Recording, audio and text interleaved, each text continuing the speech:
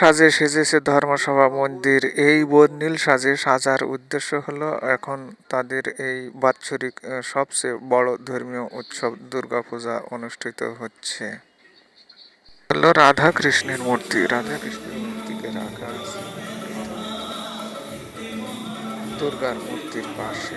এগুলা এক সপ্তাহ পরে ব্যবহার করা হবে। উৎসব চলার এই মুহূর্তে বলার কিছুই নেই, তবে একটা কথা না বললেই নয় যে এই উৎসব মুখর রাজশাহী শহরে সবাই সাবধানতা অবলম্বন করা উচিত। সুন্দর এই পৃথিবীতে শ্রেষ্ঠত্বের অবদান খুবই বেশি পরিমাণ।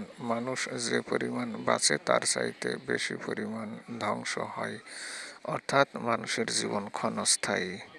নদী ও বর্ণিল সাজে সেজেছে দুর্গাপূজা উপলক্ষে। তার প্রাকৃতিক রূপ ধরা দিয়েছে মানুষের চোখে, মানুষের হাতে। খুব সুন্দর দেখাচ্ছে এই নদীকে। মানুষের জীবনের শেষ সময়, এই শেষ সময়ে মানুষ যে কি চায় আর কি পায় সেটা বড় কথা নয়, বরং মানুষ চাওয়াটাই প্রাধান্য দেয় বেশি।